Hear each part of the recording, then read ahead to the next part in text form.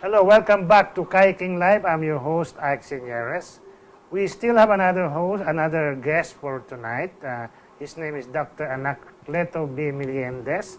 He is my kasimanwa from Davao, a medical doctor, MD, but he's also a deacon of the Independent Catholic Church. Yes. This is not the Philippine Independent Church, no? It's an independent Catholic Church, or the Holy Catholic Church International. Yes. So earlier, Doc, you heard our conversations with Dr. Austria. I know you're also into that. Yes. You could actually add to that discussion, but our topic for now is medical missions, no? Correct. I understand you have been spending a lot of your time, and you've come home from the U.S. On extended leave, I think. So Just true. to be able to help a lot of our people. Thank you for doing that. So tell us what you're doing. Well, medical missionary work is a calling. It would date back more than 25 years ago when I got involved with medical mission as a clerk, as a medical intern. And it's very close to home also because I met my wife in the medical missionary work in the Divine Mercy Charity Lying in Clinic, where we were doing not only helping women deliver in a safe environment in a clinic, but we go out as far as Montalban, and in the mountains of the Aitas. So, but because I pursued this so-called calling, I was so blessed to be supported by big foundations in the U.S. To mention one is the Brothers Brother Foundation, and they provide me with unlimited supply of medicines and medical supplies. Over the last 8 years, the time that I founded the Beautiful Heart Foundation, I've been traveling here in the Philippines from north to south. I've been to Apari. I've been to the remotest barrio in Maguindanao. I've been to Africa, Vietnam, and Mexico. So, as I've said, it's a calling. Many are called, but few are chosen. And you are happy with what you do? In a way, yes. Very fulfilling. Financially, it is very challenging. I was going to use that word. What's happening to your medical practice in the U.S.? On hold for now? Practically in the U.S., I got involved with research. I was employed at Stanford Hospital and also at the University of California in San Diego. We were doing research in alternative medicine. That's why I got involved. Oh, okay. My boss was a psychiatrist then. We were doing research on sleep and sleep problems related to anxiety and depression. So my boss, a psychiatrist, we were doing studies, human studies, to prove that light and exercise can help people who are depressed. So Diet and exercise? exercise and light, bright light. Light, Yeah. really? So it is an alternative to sleeping pills and antidepressants. So you were not testing herbal? You were That testing time light. we were more concerned about the effect of bright light and exercise. So to old people with depression and anxiety. Now, in regards to my medical mission, I combine the use of pharmaceuticals, which are given for free. And of course, I would be encouraging people from third world countries like the Philippines to make use of plants, fruits, and herbs, food as medicine. Here in the Philippines, you could have a garden of medicines. Correct. Yeah. And I learned this way back in 1993 when I was a municipal health officer of Piquit, Cotabato. And it was really Dr. Flavier who would push for Oh yes, God bless his botika sa soul. paso. Ah, yes, yes. So tell our audience, because I think since that time, no, malunggay has become popular, lagundi. Recently, I heard something about okra. Tell us about your experience, Doc. Well, quite recently, I was able to acquire a small resort property in Santa Maria, Bulacan, where I personally initiate the planting of these vegetables, herbs, and fruits. So I have an herbal plantation there where I do the gardening of different kinds of herbs. The most promising now is the acetaba. Acetaba, yes, I'm Yes. familiar. You have all those. Exciting, huh? And this is organic. And definitely organic. And what is good about gardening is it involves physical exercise. You get sunlight. So that idea of light and exercise can cure Okay. You're in anxiety and that. depression. You're in that direction. Yeah. Are you planting malunggay? Yeah, malunggay. It's all over. We are starting to plant fruits that are high in antioxidants. Say, Such as? mangosteen. All right. Yeah. Yeah, since you have a religious background, Doc, I want to ask you something. Why is it that many of these healthy plants or organic plants or plants that have the capability to heal are found here? Is that a particular blessing from the Lord? Well, I would always call the Philippines. We have turmeric, we have ampalaya, Yeah, correct. and all of those. Why? Well, as I said, I would always call the Philippines as another holy land in Asia, particularly. Remember, we're about to celebrate our 500 years of Christianity in the Philippines. And we know that March 31, 1521 was the first cross was erected in this country. So by divine providence, I would think we are really blessed as a country. And you can see that in the environment, the resilience of our people. We know that the Filipinos are known to be very caring persons. We are so proud of our nurses and doctors are working all over the world, known to be not only very professional, but very caring and loving to patients. So nature and the people in the Philippines are the best gifts that we have in this country. And what is the future? Because, that can be a means of livelihood for farmers. Oh, I forgot to mention virgin coconut oil. Yeah, of course. Yeah. It used to be that the farmers in those places where they grow coconuts were discouraged. But over the last, I think, 10 years now, we are getting so much revenues from our coconuts with this VCOs. And not only VCO, we have coconut starch, coconut sugar, alternative to the bad white sugar. The coconut flour, very low in glycemic. The glycemic index is low, so very good for diabetics. Oh yes, coconut sugar, that brownish sugar, yes? That's my question actually. All of these are coming here, or all of these are found here. Correct. As if, for one reason, all of these are found here. Correct. And there are so many more that we need to discover. Maybe in the forest.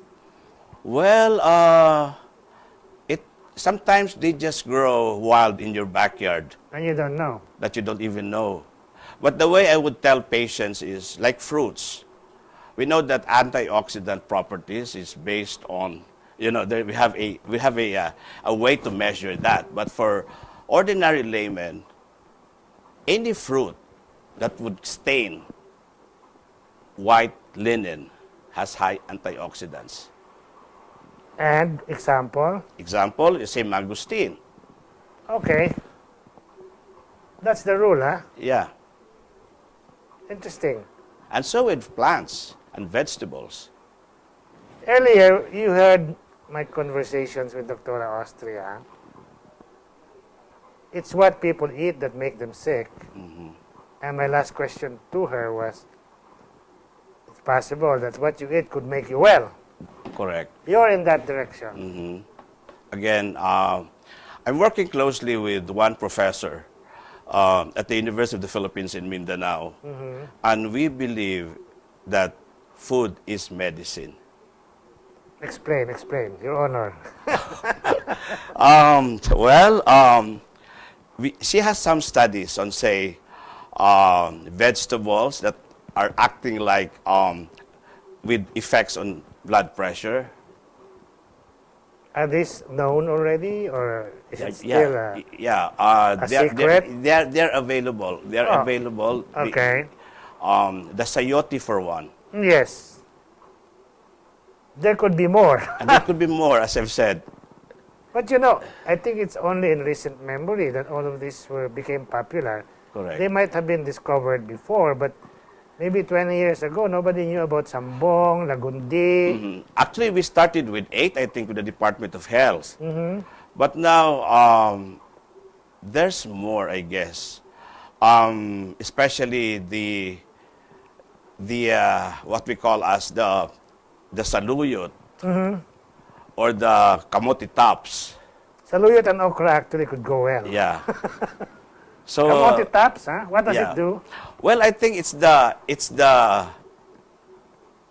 what is this? The shoots or that stuff or the Okay. that makes it very nutritious. So, since you are a doctor, would you say, okay, you eat these vegetables and then you have some exercise, and here are some prescriptions also to help. Yeah. Is that what you do? Yeah. Of course, we have to individualize your patient in terms of your prescription. If you have a patient that is really severely, uncontrolled blood sugar, then you choose something like oral hypoglycemic drugs or say insulin. But so I don't really discourage patients to stop these drugs for severe cases. But for once they lower their maintenance dosages, then they can supplement it with the fruits and I vegetables. think I want to make it clear here, Doc, on the show that still people should not self-medicate. Of course, You know? yeah. But it's a good start to eat the right vegetables, but they should still go to a doctor Yes. who will tell them what else to do aside from eating vegetables and exercising. They would still need medication, isn't it? Yeah, I always believe that healthcare is always a partnership between the physician and the patient. We can just prescribe, we can just advise or educate, but the big part of health is, the patient himself or herself. Okay, tell us, what do you see in your medical missions? You've been to indigenous tribes, you've been to urban poor communities. What do you see? Well, the same old cases, the infection is very common. That's why in any medical mission, I would start with an education campaign on environmental sanitation. I would even check.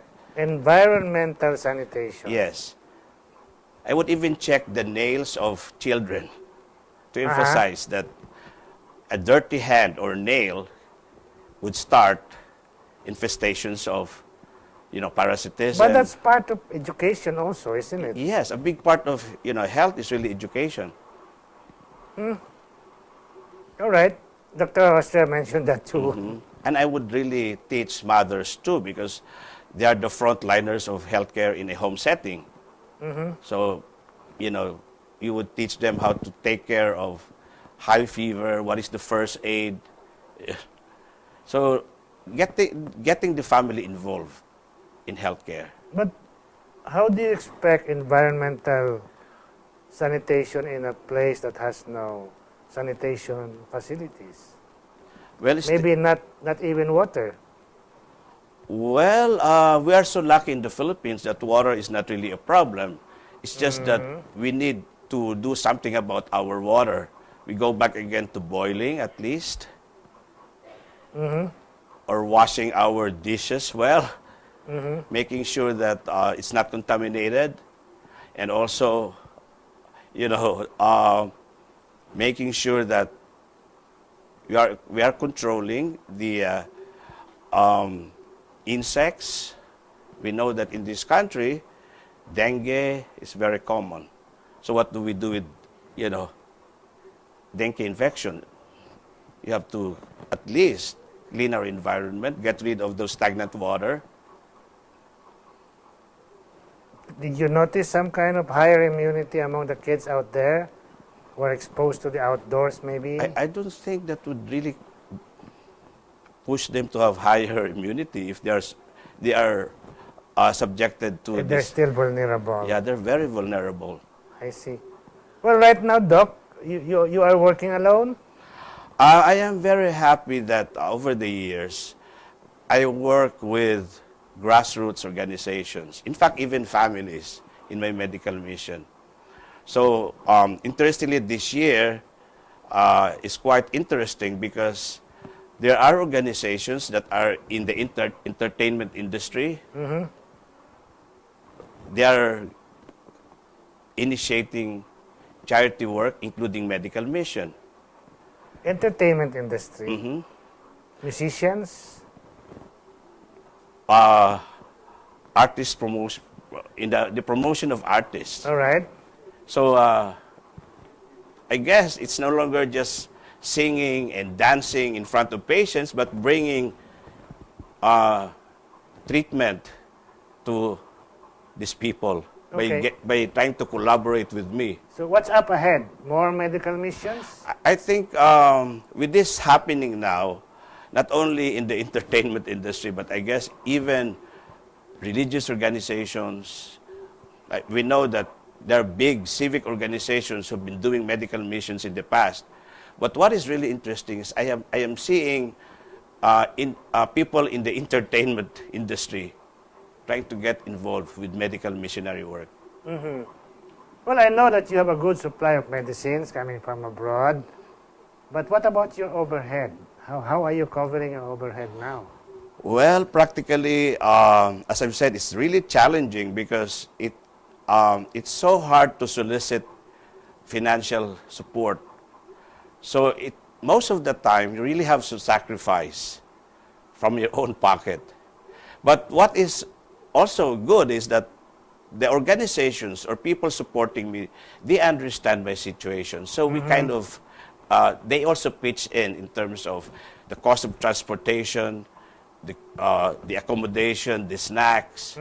So what really makes medical missionary work now is it's collaboration. God provides? God provides, yes, of course. Yeah. And what is your favorite destination? Are you inclined towards the indigenous people? Well, those are really the places that I would love to go. But even here in Metro Manila, there are so many depressed communities. You don't have to go far. You don't have to go far. Name a few. The last one I had somewhere in Caloocan. I did, I think, 2 medical missions in those places. In southern Tagalog area, I went as far as Quezon. Okay. And I have invitations now to go back again to Mindanao, to Romblon. Okay. We have a few minutes remaining. I want to ask you maybe a sensitive question. It's up to you to answer it. Pope Francis has been doing this kind of work in Argentina before he became Pope.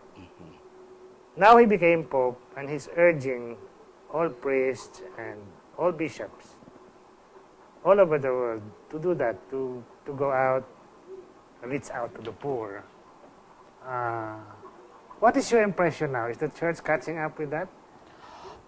Well, I think it's always been like that. what I learned from my mother, who's my inspiration for the Beautiful Heart Foundation, is Matthew's verse, whatever you do to the least of your brothers, you have done it to me.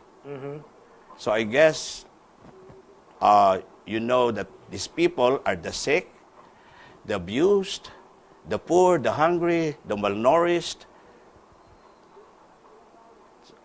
So in helping them, in reaching out to these people, you're serving God. I think you purposely did not want to answer my question directly, so I will segue to another question, or maybe ask for your comment. I observed that in the Bible, the Lord Jesus did 3 activities. I call it activities consistently. He was always teaching. He was always healing. And he was always feeding. Correct. Is that what you do? Yes, in a way. But I guess it's more of healing the body, the mind, and the soul. The Lord did that too. In a way, Feeding was always part of it. You Yeah. will notice that. There's a pattern. Correct. And I think this is the essence of holistic health. Holiness. Well, the word whole, W, would mean the approach should be Wholeness with a W. with a W, meaning to say the Okay. integration of the different systems Uh-huh. of the body, or the integration now of the body, the mind, and the soul. Of course, healing is not just the healing of the body and the mind. It's more of the healing of the soul. And we know that death is a fact of life. But we know that dying, say physically, is temporary. Okay, Doc, we only have a minute left. I'll give that minute to you to call for help. Yes, I would like to take this opportunity to invite those who have never experienced medical missionary work. This is a calling, as I've said, and I need more volunteers from the time that we repack medicine to the time that we go to the actual medical mission site to educate our poor patients, or at least to do counseling, to give them a sense of hope that somebody is still there to care for them and to love them. Thank you, Doc. It's my pleasure. I think it's really my blessing that I get to know people like you. And my phone number is there, actually. If they did not catch yours, they can text that number and I can refer them to you. Meanwhile, thank you for coming to the show. It's a blessing. And take it away, baby.